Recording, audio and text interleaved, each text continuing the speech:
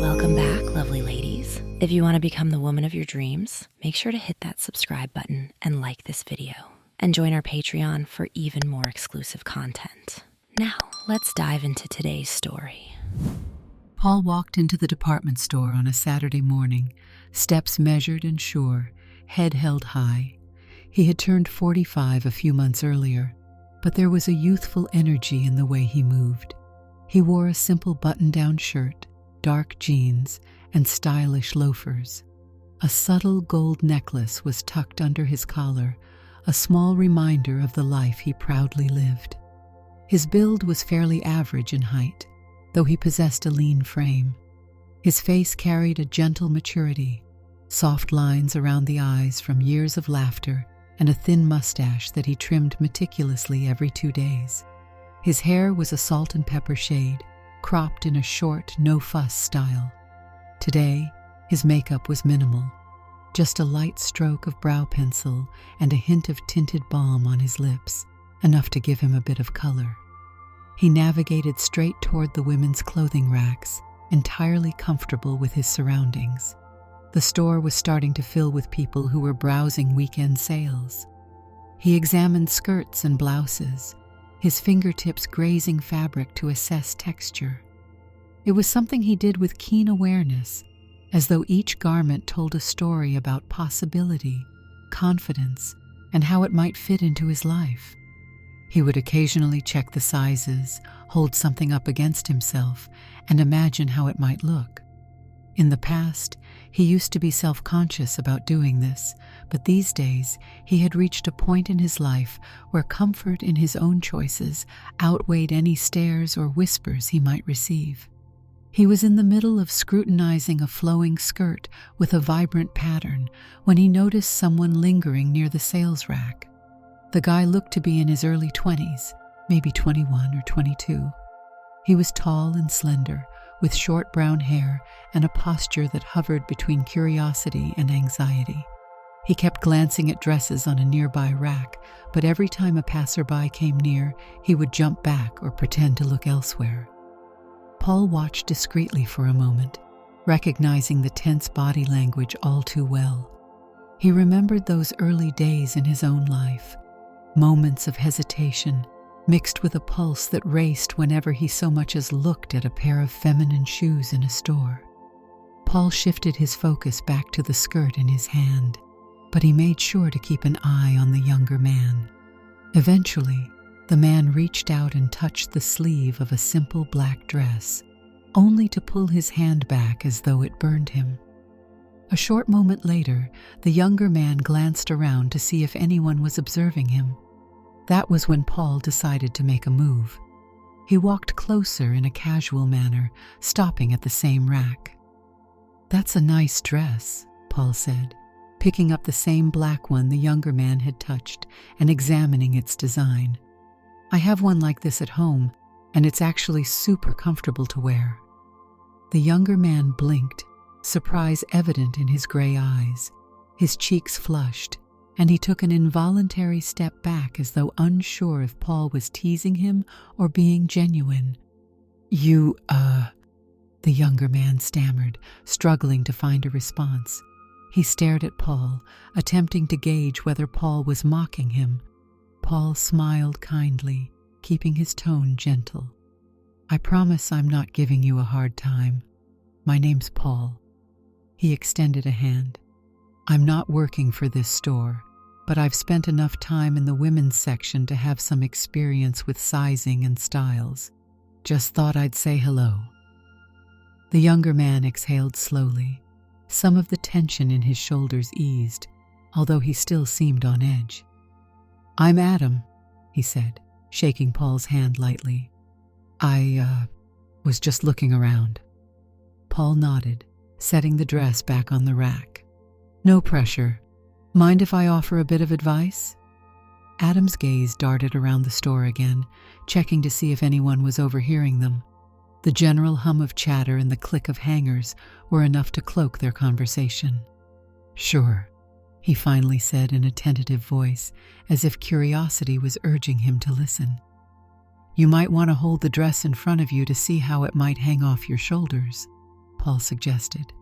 It's less nerve-wracking than going straight to the dressing room if you're not quite ready. Adam's eyes flickered with interest. He reached out a shaky hand and took the black dress from the rack, gingerly holding it up against his torso. He cleared his throat. I don't think they'll have my size, he mumbled, but he kept it in place anyway. Paul leaned in, still speaking softly. Stores usually carry a wide size range these days, and if they don't have what you need on the rack, you can always ask one of the associates to check the back. They're usually happy to help. Adam nodded. He glanced at Paul more openly now, curiosity beginning to override his initial fear. Thanks, he said. I appreciate it. No worries. Paul glanced around. I come here now and then. They have decent variety. Found a perfect blouse the other week that I've been wearing like crazy. Adam managed a small smile. The tension in his jaw unclenched a bit. You look really comfortable with all of this. Paul gave a light laugh. That's one way of putting it. I've had some time to get used to who I am. Believe me, I was a mess the first time I stepped into a place like this to shop for myself. I thought every single person was watching me, judging me.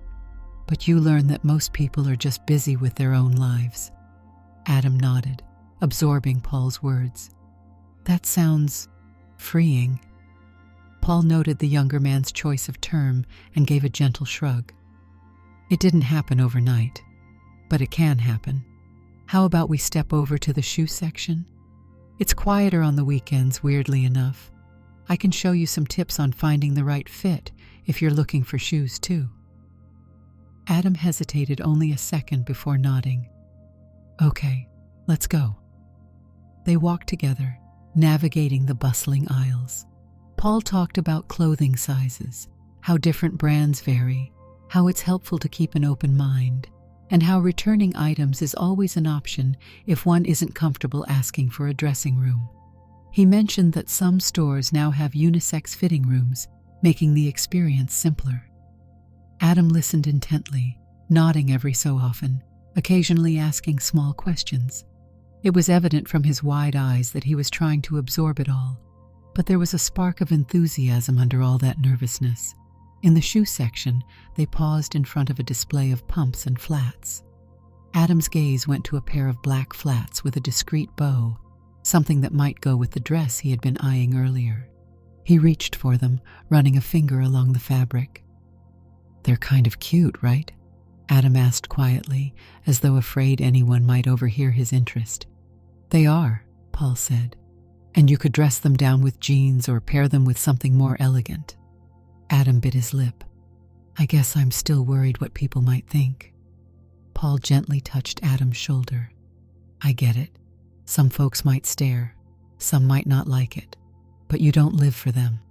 Trust me, once you build a bit of confidence, it's surprising how little other people's opinions matter.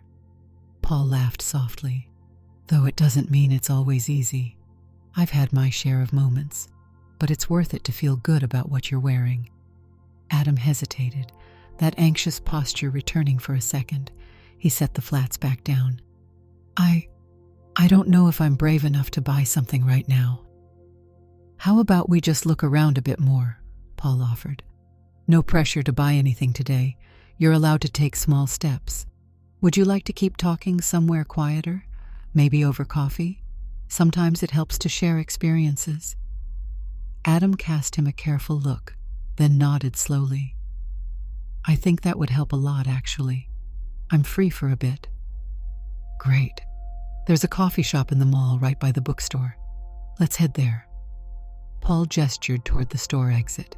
Adam followed, but not before he took one last glance at the flats, as though memorizing every detail in case he wanted to come back for them. They left the department store behind, weaving through the weekend crowds. The coffee shop was moderately busy, but not so crowded that they couldn't find a corner table. Paul ordered a mocha latte, and Adam went for an iced coffee with a little vanilla syrup. They settled at a small round table next to a window overlooking the parking lot. People bustled by, some in a hurry, some leisurely browsing. As they sipped their drinks, Adam's foot tapped restlessly against the floor. He seemed uncertain, as though he wasn't quite sure how to start. Paul leaned forward, resting his elbows on the table in a relaxed posture. "So, Adam, do you mind telling me a bit about yourself?" Adam shifted in his chair.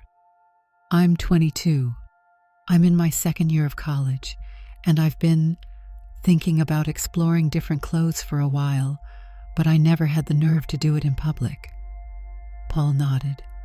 "When I was younger, I was too afraid to even walk near the women's section. I'd peek from behind racks, or I'd stand outside a store window at night to check out the mannequins. I didn't want anyone I knew to see me." Adam's gaze flickered with empathy. "That's exactly how I feel," he whispered. "I'm always worried someone I know will see me. It's scary." The memory brought a mix of fondness and sadness to Paul's face. "I used to have all kinds of excuses ready. If a clerk asked me if I needed help, I'd say it was a gift for a cousin, a sister, a friend's birthday. I spent so much energy trying to justify being there." "Me too," Adam said, a slight waver in his voice. "Sometimes I can't even focus because I'm coming up with excuses in my head the moment I step foot into a store." Paul took a sip of his mocha. "And it gets to a point where you realize the big secret isn't that big of a secret to everyone. People might guess, or they might not. Some genuinely don't care. Your comfort and peace of mind matter more than what a stranger might think. It's easy to forget that." Adam nodded slowly, shifting his cup from hand to hand. "And do you always go out in public wearing everything you like?" Paul paused, recalling the years it took him to find a personal style he could share openly. "Not always. I do have days where I keep a more standard look, partly out of habit and partly because I might be heading somewhere more formal. But on weekends or any day off, I dress how I want. Could be a nice blouse, could be a dress if the weather's warm, sometimes just a top that has a feminine cut paired with jeans. It depends on my mood. I stopped letting fear control me." Adam swallowed and nodded. That's what I want. I just don't know how to get from here." He pointed to himself, "to where you are." Paul considered his words. "It starts with small choices. Maybe you buy one item you really like, something subtle. You try it on at home, get comfortable with the sensation of wearing it. Then, when you're ready, you wear it out. Maybe just to a late-night run to pick up groceries or a quiet evening walk. You build on that. Eventually, you push your boundaries a little more. Next thing you know, you're at a mall like this, shopping freely." Adam seemed to drink that in, taking another sip of his coffee. "What was your first step?" he asked, eyes brimming with curiosity. Paul's smile turned wistful. "I was around your age, actually. I'd tried on things in secret when I was much younger, but it was all hush-hush. At 21 or so, I was living away from my parents. I finally had a bit of space. I decided to buy something for myself, just a simple top. I had no idea how sizes worked, so I got something that didn't fit that well." He laughed softly at the recollection. "I remember putting it on and feeling a mix of excitement and panic. I thought the world was going to crash down on me, but it didn't." Adam listened like someone who was relieved to discover they weren't alone. "So you just kept going?" Paul nodded. "I'd go to thrift stores or small shops. At first, I'd use self-checkout or go during hours when it wasn't busy. Over time, I learned more about what fit me and how fabrics drape. I gained some confidence, so if a clerk asked me something, I could respond without feeling like my heart would explode." Adam ran a hand through his hair, looking out the window at passing cars. "I live with roommates, and I'm worried they'll find out before I'm ready. I don't even know how to talk to them about it." Paul gave him a steady look. "That's tough. Sharing space can complicate things. Maybe you can keep your items in a safe corner of your closet or a suitcase if you're not ready to bring it up. Or find a close friend who might be understanding and hold a few of your items for you. I did that once with a friend who had no problem letting me stash some outfits at his place. Adam laughed, though his eyes still reflected worry. I'm not sure if I have anyone like that. Paul reached out and tapped the back of Adam's hand reassuringly. There are online communities too. You'd be surprised how many people are out there going through similar concerns. But even then, it might be helpful to find a friend in real life, someone you trust. In the meantime, just take small steps that feel manageable. Adam's shoulders lost some of their tension as he nodded.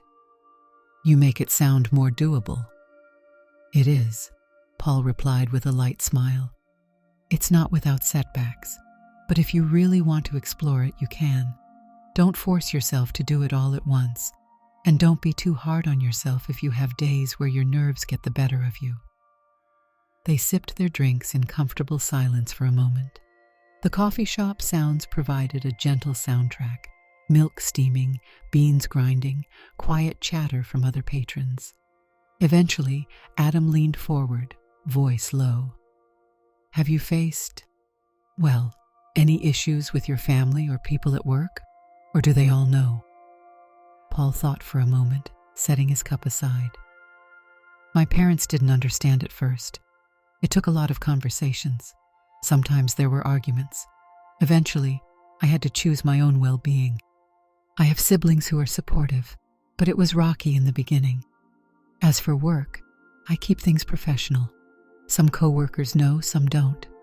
I figure as long as I get my job done and maintain a respectful environment, it's not a problem. Different places have different cultures, though. Adam took in this answer carefully, chewing on his bottom lip. That's what scares me the most. Rejection, I guess. Is it worth it? Paul locked eyes with him, unwavering. In my experience, yes. You might stumble. People may misunderstand. But if you feel a strong pull to express yourself this way, staying silent can be far heavier than any judgment from others. That said, it's a personal decision on how much you want to share and when. Adam nodded, letting out a breath. It's good hearing that from someone who's been through it. Paul gave a small chuckle. Trust me, if I can do it, anyone can. I used to be so anxious I wouldn't even say the word skirt in a store. Adam relaxed into his chair, a flicker of a smile lifting the corners of his mouth. He watched Paul with something akin to admiration. You seem like you've found what works for you. Paul acknowledged the statement with a thoughtful look. It's been quite a road, but yes, I've gotten to a place where I can shop freely and dress how I want without feeling weighed down by other people's opinions. Adam pushed aside his coffee cup, eyes shining with a new sense of possibility. Any other practical tips? Paul mentally scanned the knowledge he'd gathered over the years. Sure. First, learning about sizes. You'll want to measure yourself, bust, waist, hips, so you can compare them to size charts online. Second, consider clothes that have some stretch, because they're more forgiving and comfortable. Third, when it comes to shoes, try them on if you can. Sizing can vary wildly by brand. If you're shy about trying them in store, you can shop online, but do check their return policy. Fourth, it can help to start with more neutral styles if you're uncomfortable with bold prints. But if bright colors and patterns excite you, go for it. Finally, build your confidence gradually. You don't have to do everything in a day.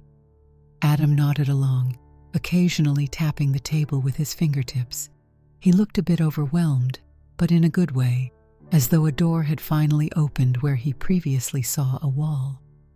That's super helpful, he said softly. Paul glanced at the time on his phone. I'm not in a hurry, but let me know if you have any other questions. I'm happy to help. Adam cracked a slight grin. Thank you.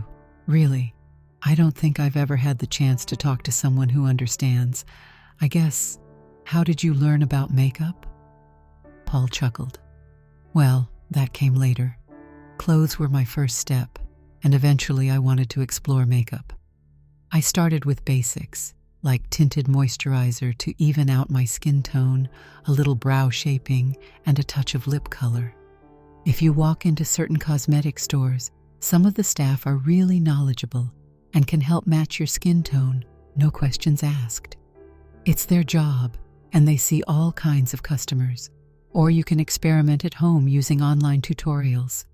It's fun once you get the hang of it. Adam's eyes flickered to the faint brow pencil Paul was wearing, which was neatly done but not overbearing. Yours looks, well done, very natural. Thanks, Paul said. I like a subtle look most days. Sometimes I'll do a bolder style for a night out, but again, small steps. They finished their coffees and decided to head back into the mall. As they walked, Paul asked Adam about his studies. Adam spoke about his college classes, a part-time job at a small local bookstore, and how he balanced it all. He had a reserved but thoughtful manner. Paul could tell he was a kind soul, someone who'd likely spent a lot of time in his own head, grappling with his feelings and interests quietly, without wanting to trouble anyone. So, are you going back to that store today, or waiting for another time? Paul asked casually as they ambled past a row of shop windows displaying new spring fashions. Adam's gaze slid over the mannequins wearing floral dresses.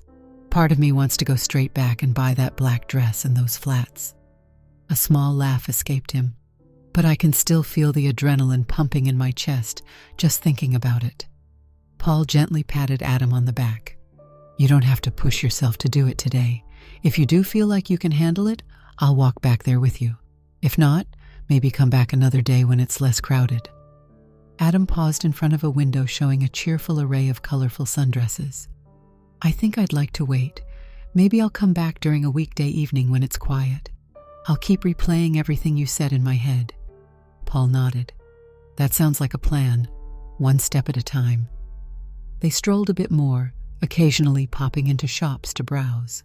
Paul pointed out some styles and materials that might be more comfortable, while Adam tested the waters by checking out a few items on the racks. He didn't buy anything, but he was noticeably less jittery than before. Eventually they reached the mall exit.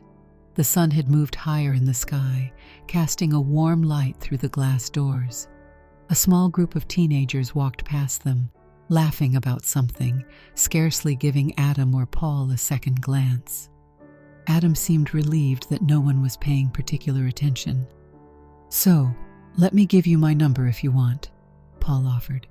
In case you have questions or need someone to go shopping with, no pressure. Adam's expression brightened at the gesture. That would be great. I'd really appreciate that. He handed his phone to Paul, who quickly tapped in his contact info. Then Adam sent Paul a short text, so Paul would have his number too.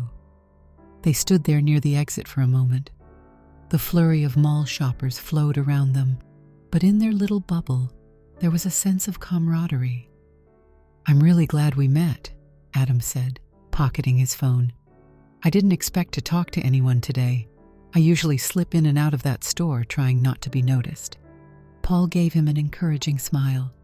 You never know when you'll run into a friendly face. I'm proud of you for even stepping in there. That alone is huge.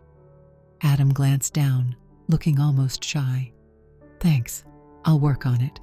And I'll text you if I have any questions, if that's okay. Absolutely, Paul responded. Anytime. They said their goodbyes and went their separate ways in the parking lot. Paul walked to his car, feeling a warmth in his chest. He remembered the day he'd first found someone who truly listened to him and offered a few bits of practical wisdom. It had been a pivotal moment. Now, the thought of being that source of reassurance for someone else gave him a sense of purpose. As he started the engine, he pictured Adam returning to the store in the not-too-distant future, a bit braver, a bit calmer. The following day, Paul went about his usual routine. He woke early, worked out lightly in his living room, showered, and then dressed for the day. He chose a pair of jeans that had a tapered cut, slightly more form-fitting than typical men's jeans, and a pale pink shirt with a soft cotton blend. He ran a brow pencil through his brows with practiced ease, then applied a little tinted balm to his lips. He checked himself in the mirror, nodding in approval at the reflection. Then he headed out to do some grocery shopping, picking up fresh produce and a few items for his meal prep. Around mid-afternoon, his phone buzzed. He looked down to see a text from Adam. "Hey Paul, sorry to bug you on a Sunday. I had a quick question about ordering clothes online. Do you have a site you recommend?" Paul smiled, typing back. "Not at all a bother. Happy to help. I like a few specific sites for bigger size ranges. Also, read reviews. They give clues about how clothes fit. Let me know what you have in mind." For the next 10 minutes, they exchanged messages. Adam was evidently thinking about a low-key top to ease into wearing something that felt fresh. Paul suggested a few brands, including one that specialized in comfortable everyday wear. It made him happy to see Adam reaching out so soon, indicating he was serious about exploring these choices. After a final message that said, "Thanks again, I'll keep you posted," Paul set his phone aside, reflecting on how far he had come in his own life. Years ago, he'd been the uncertain one, peering around corners, unable to ask anyone for guidance. A few days passed without more messages, and Paul assumed Adam was busy with school. That following Friday, however, Paul received a text. "I got the package. Haven't tried it on yet. Nerves. Maybe tomorrow." Paul wrote back an encouraging line. "You'll feel better once you see how it looks. Try it on when you're calm, no rush." He added a smiley face at the end. On Saturday morning, Paul was reading at his kitchen table, nursing a cup of hot coffee, when his phone rang. Adam was calling. He answered with a friendly greeting. "Paul," Adam said, voice sounding slightly out of breath. "I just tried on the top I ordered. It's kind of perfect.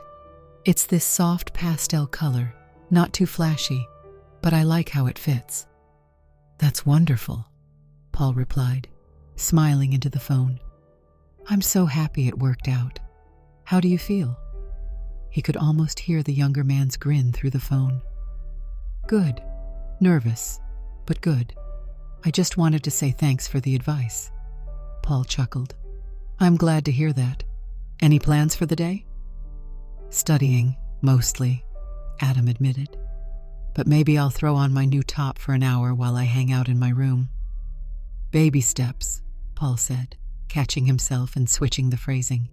"Small steps are a great approach."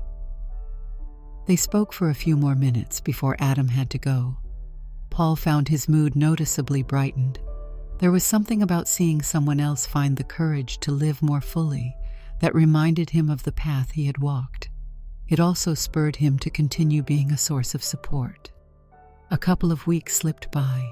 Paul and Adam exchanged casual texts about life, outfits, and random goings-on. Paul learned Adam was majoring in psychology and had midterm exams approaching. Adam learned that Paul worked in an office, handling administrative tasks for a small tech company. They discovered a mutual love for reading detective novels. Life progressed as usual, but Adam was gradually opening up, updating Paul on little strides he was making. He mentioned that he'd worn a subtle piece of jewelry, a small charm bracelet, around his roommates one night, and no one seemed to notice or care. He told Paul how that small success boosted his confidence. One Saturday afternoon, Paul was checking out a local vintage boutique when his phone buzzed. Adam was calling again. He picked up, but instead of the usual tone of excitement, Adam sounded distraught. "Hey, Paul," he said, voice shaky. "Do you have a minute? I feel kind of panicky." Paul's heart rate quickened with concern. "Of course, what's going on?" Adam let out a breath. "One of my roommates walked in on me when I was trying on a skirt I just bought online. I thought he was out for the day, but he came back early. He didn't say much, just looked really surprised and then left. I'm freaking out. Paul stepped to a quieter corner of the store. I'm sorry that happened. Do you want to talk about it? Did your roommate say anything afterward? No, not yet, Adam said, voice quivering. He just grabbed his phone charger and left the apartment. I don't know what he's going to say to the others. I'm worried they'll all think I'm weird. Paul took a measured breath, keeping his voice calm. You can't control what he tells them, but you can decide how you respond. If he or any of them bring it up, you can choose how much you want to explain. Do you trust them not to be hostile? Adam hesitated. I think so. They've never seemed cruel. We're not super close, but they're not the type to get violent or anything. I'm just afraid of the awkwardness. Paul understood the dread. Would it help to get out of the apartment for a bit? Maybe clear your head? You could take a walk, go to a cafe, or come meet me if you want. Adam let out a shaky laugh. Maybe I'll go out for a walk. I'm too wired to stay put. That might be good, Paul said gently. Give yourself space. Let your roommate process it too. If he's decent, he might surprise you by being more accepting than you think. Adam paused. Again, thanks for picking up. I was really panicking. Paul's tone softened. I've been there, Adam. Call or text me if you need anything. I'm around. Thanks. I'll keep you posted, Adam said, before ending the call. Paul slipped his phone back into his pocket, feeling a wave of empathy for the younger man. He recalled one of his own worst scares. An old friend had unexpectedly visited his apartment, catching him in a long skirt. That friend had made a few teasing remarks, but eventually shrugged it off. Still, Paul remembered the pounding of his heart, the fear that everything might collapse in a single moment of exposure. Later that evening, Paul received a text. Roommate is back. We talked. He said he was surprised but not grossed out. He told me it's my life and he won't judge. He won't tell anyone else unless I'm okay with it. Feeling better now. Paul smiled with relief, sending back, That's wonderful to hear. Glad it went okay. Take a breath and relax tonight. Days turned into weeks. Their conversations continued. Adam's confidence incrementally grew. He reported that one of his roommates even said, Hey, as long as you're cool, we're cool, when the topic came up again. The dreaded confrontation turned out to be far less disastrous than Adam had feared. Paul guided Adam through more small victories, like wearing that pastel top out to a coffee shop with a jacket on top for a bit of cover. Gradually, Adam grew accustomed to the subtle stares or occasional double takes. He realized most of it was fleeting, and people rarely bothered him. One crisp morning, nearly a month after their first meeting, Adam texted Paul, Would you be free to meet up this weekend? I'd love to actually shop in public, and having you there might help me stay calm. Paul quickly replied, Sure thing. How about Saturday afternoon? They settled on a time and decided to meet at the same mall where their paths first crossed. Paul arrived a bit early, browsing the new arrivals in a boutique near the entrance. He wore a pair of fitted black pants and a soft lilac-colored blouse. A light jacket completed the look. His makeup was slightly bolder today. He felt like giving his eyes a little definition with neutral eyeshadow, but nothing too dramatic. He noticed from the corner of his eye Adam entering the mall through the wide glass doors. Adam wore simple jeans, sneakers, and a loose-fitting sweater. He waved at Paul, looking nervous but determined. Hey, Adam said, shoving his hands into his pockets. Thanks for meeting me. I'm, kind of excited. Paul grinned. Let's channel that excitement. You wanted to look for some everyday pieces, right? Adam nodded. Yeah, maybe a couple of tops that are easy to wear under a jacket or hoodie. They headed back to the department store where it had all begun.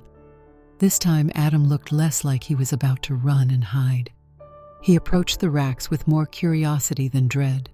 Paul guided him through various sections, casual tees, blouses, even a few lightweight sweaters. Adam gravitated to simple designs, soft colors, minimal patterns, and comfortable cuts that wouldn't immediately draw too much notice. In the shoe area, Adam dared to try on a pair of low-profile flats. When the sales associate asked if he needed a different size, Adam responded calmly without fumbling through a cover story. He even walked around a bit in them to get a feel. Paul watched with a sense of pride, standing to the side with a patient smile. When Adam decided not to buy them just yet, it was because of sizing issues, not fear of being judged. After close to an hour, Adam walked away with 2 new tops, one in a deep burgundy shade, another in a soft gray with a subtle floral motif near the hem. They made their way to the counter. Adam took a steady breath, placed the items on the register, and waited for the transaction to go through without offering any excuses. The cashier scanned each top with a pleasant smile and asked if Adam wanted to pay by card or cash. Adam handed over his card, tapping his foot nervously, but managing to hold his ground. Once the clerk put the clothes in a bag and handed it over with a polite, "Have a great day," Adam gave a small, relieved grin. Outside the store, Adam let out a breath, turning to Paul. "I can't believe that was me just now. I barely panicked." Paul chuckled, giving Adam a pat on the back. "You did amazing. Little by little, you're proving to yourself that you're free to do this." They walked toward the same coffee shop where they had shared their first deeper conversation. Over warm drinks, they chatted about the difference a single month had made. Adam found it funny that he'd once nearly run out of the store. Now, he could handle a purchase with only a mild case of nerves. He told Paul he was starting to feel more at ease thinking about future possibilities, like wearing the new tops around his friends, or even building a small wardrobe of different styles for different moods. In that moment, Paul remembered his own early mentors, whether they were acquaintances he met through online forums or older friends who offered him a couch to sit on while he picked their brains. He felt honored to now be that person for Adam. He could see how Adam's posture had changed, how his eyes shone with a confidence that was far stronger than their first meeting. Over the next few weeks, they continued to stay in contact. Sometimes they met for a quick coffee. Other times, Adam would send pictures of new outfits he was trying, asking for feedback on how to pair pieces. Paul would respond with genuine praise and gentle suggestions. "That top looks great. Maybe try a lighter pair of jeans to bring out the color." Adam soaked it up like a sponge, always eager to learn. Paul, in turn, found renewed inspiration in Adam's enthusiasm. One late afternoon, after Paul got home from work, he received an enthusiastic text from Adam. "I wore one of the new tops out tonight. My roommate said it looked stylish. I'm so psyched." Paul typed a quick reply. "Yes, I'm happy for you. Keep it going." 2 days later, Adam sent an invitation. "I'm planning to check out a thrift store downtown this weekend. You up for some browsing?" Paul accepted with a smile, glad to see Adam's boldness extending beyond the safety of the mall. They ended up spending half a day rummaging through racks of vintage dresses, jackets, shirts, and skirts, laughing over some bizarre finds and admiring the hidden gems. Adam discovered a lovely navy blue skirt that fit him perfectly. He purchased it without hesitation, beaming as he put it in a brown paper bag. While strolling around the downtown area, they found a small cafe with an outdoor seating area. They sat down for a break, sipping iced teas. The sun was bright, but a gentle breeze made it comfortable. Adam kept glancing at his bag with visible excitement. "It still surprises me how much better I feel, just from allowing myself to do this," he said, voice colored with relief. Paul nodded. "I had a similar realization once. The weight you carry around tends to lift when you stop hiding so intensely." Adam tapped the table. "I'm beginning to see that." They spent the afternoon chatting about everything from personal stories to favorite meal ideas. Paul shared bits of his own past, how in his late 20s he'd finally stopped living in constant fear. He had created a routine that let him be true to himself without feeling suffocated. Adam hung on every word, asking questions here and there, expressing gratitude for the path Paul had already walked. As the seasons began to change, Adam ventured further into expressing himself. He even considered posting a photo on social media, wearing a casual but slightly feminine outfit. Paul advised caution about potential negative feedback from strangers online. Adam decided to keep it private for now, not quite ready to invite commentary from distant acquaintances or extended family. Nonetheless, he took pictures for himself, storing them in a private folder to remind himself how far he'd come. On a rainy afternoon, the two met again, this time at a bookstore near the campus where Adam studied. Adam was browsing through the psychology section, while Paul meandered through the latest detective novels. After they each picked out a book, they settled in a quiet corner with armchairs, flipping through pages and chatting softly about the content. Adam's eyes sparkled with an eagerness for knowledge. Paul could see how much this young man had grown, not just in how he dressed, but in how he held himself, how he spoke with more assurance. When they finally checked out, Adam decided to head back to his apartment, and Paul offered him a ride to spare him the soggy walk. Sitting in the car with the rain drumming overhead, Adam turned to Paul. "Remember that black dress from the first day we met?" Paul chuckled. "How could I forget?" Adam's cheeks colored a bit. "I want to buy something like it now. I feel ready. I know it's kind of a statement piece, but I keep thinking about it." Paul turned the key in the ignition, letting the engine warm. "Then let's plan on it. I'm free next weekend. We can hunt down the perfect black dress." Adam smiled, nerves laced with anticipation. "I'd love that." They continued driving. The windshield wipers beat a steady rhythm, and Paul felt a surge of pride for Adam's progress. He recalled how Adam's hands used to tremble just picking up a dress in the store. Now, he was proactively looking to buy one, embracing the styles that had once seemed unattainable. That Saturday, they met at the mall again. This time, Adam immediately led the way to the section where the dresses were on display. No hesitation in his step. He sifted through the hangers, glancing at tags, checking fabrics. Paul offered suggestions here and there, though he let Adam take the lead. It was a moment of symbolic importance. A month and a half after that first encounter, Adam was claiming what he wanted. They found a black dress that had a simple silhouette, short sleeves, a slight flare at the waist, and a gentle flow down to just above the knees. The material felt soft, and the design was versatile enough to dress up or down. Adam ran his hand over it, eyes shining. "I really like this one," he said. "What do you think?" Paul gave a thumbs up. "I think it's great. Looks comfortable yet stylish." Adam tucked it over his arm. "I'm going to try it on."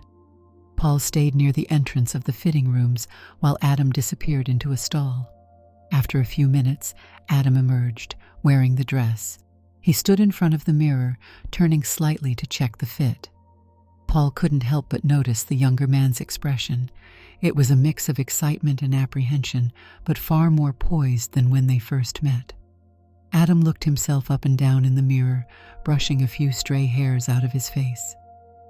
"It's kind of surreal," Adam said softly, glancing at Paul through the mirror. "It's simple, but I feel good." Paul gave an approving nod. "You look great. How's the fit?" "Not too tight, not too loose," Adam answered, lightly smoothing the fabric around his waist. "I might wear leggings with it or maybe some sheer tights, but it's good, I think." "Then buy it," Paul said with a grin. "You're ready." Adam slipped back into the stall, changed into his street clothes, and came out holding the dress carefully on its hanger. He gave Paul a quick smile that spoke volumes. They headed for the register, and Adam went through the process with calm efficiency, handing over his card and signing the receipt. When the clerk said, "Enjoy your purchase," Adam responded with an earnest, "Thank you." Once they were out of the store, Adam clutched the shopping bag with both hands. "I can't believe I actually did it.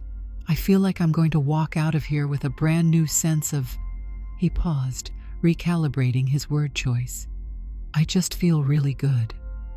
Paul patted him on the shoulder. "You've come a long way, Adam. I'm proud of you." They made their way to a quiet corner of the mall, taking seats by a decorative indoor fountain. Adam watched the water trickle over the stones. Paul studied Adam's reflection in the water's surface, noticing how composed and grounded he appeared now. He remembered the timid figure who had barely been able to hold a dress without shaking. This was a genuine transformation in confidence. Adam let out a breath. "Paul, I know I've said this before, but thank you. I don't know how I would have gotten over that initial terror without your help." Paul shrugged modestly. "I'm just passing along what I learned the hard way. You did the real work by pushing through your discomfort." Adam smoothed the edges of the shopping bag. "Still, you offered guidance when I most needed it, and you didn't judge me." Paul nodded, his voice sincere. "That's what we're here for, to help each other out. Keep the momentum going, keep building on these moments. You'll find your own style, your own comfort zone, and someday you might be the one offering advice to someone else who's starting out." Adam smiled, looking thoughtful. "That would be amazing." They rose from their seats and slowly walked toward the exit, strolling at a relaxed pace.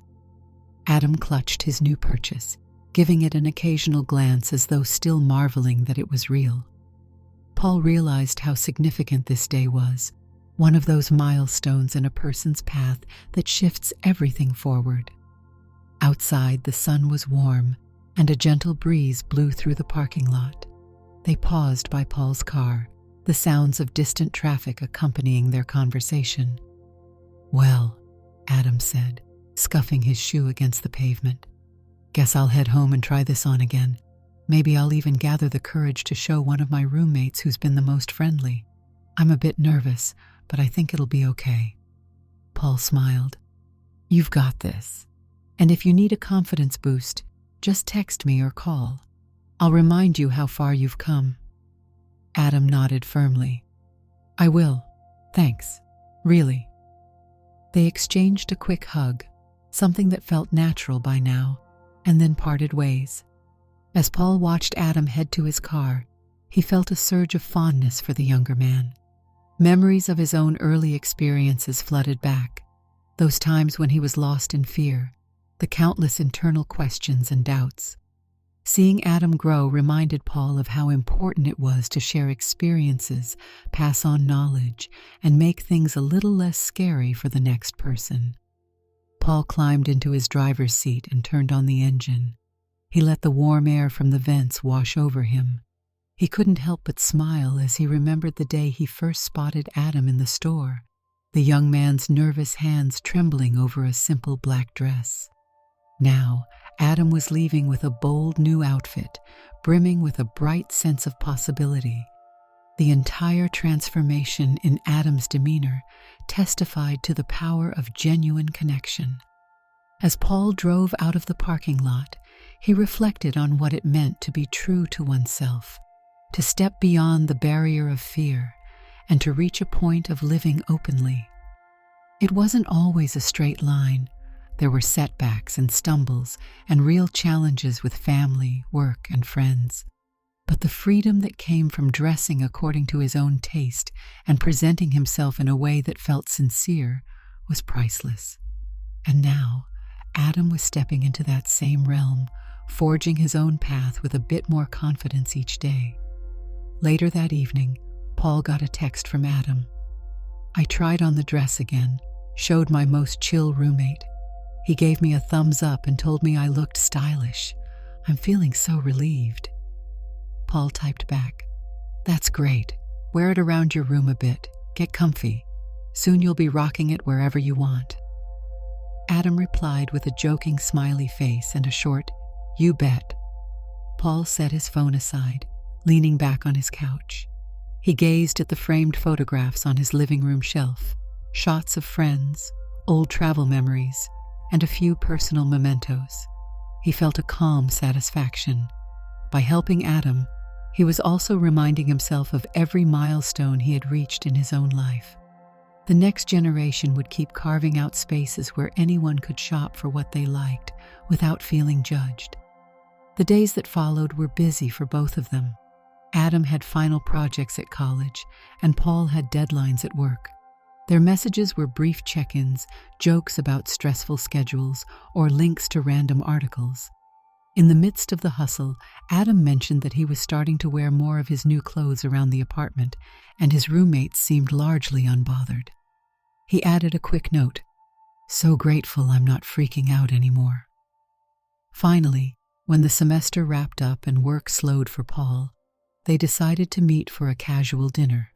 It was the first time Adam would be wearing a more feminine ensemble in a public setting beyond the mall. They chose a burger place that had a friendly vibe, complete with an outdoor patio. Paul arrived first, choosing a table under the patio's string lights. A few minutes later, Adam strolled in. He wore the black dress, paired with a light denim jacket and black sneakers. He had a slight flush on his cheeks, but he stood with confidence. "I made it," he said with a small laugh, sitting across from Paul. "I was so anxious in the car, but here I am." Paul couldn't hide his pride. "You look fantastic." Adam smiled, smoothing the skirt. "Thank you. I'm a little fidgety, but I'm okay." They ordered burgers and cold drinks.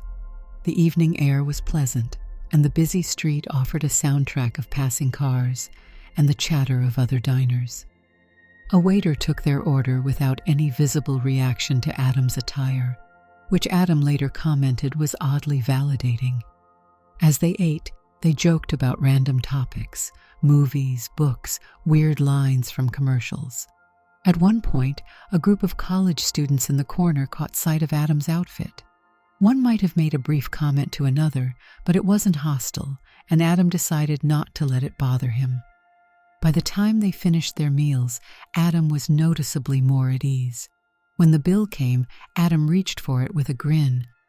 "Let me treat you this time, as thanks." Paul shook his head. "Not necessary, but if it makes you happy, I won't argue." After Adam settled the tab, they walked out onto the sidewalk. The sky was a dusky purple, and the streetlights had flickered on. People strolled around, some window shopping, others waiting in line for ice cream.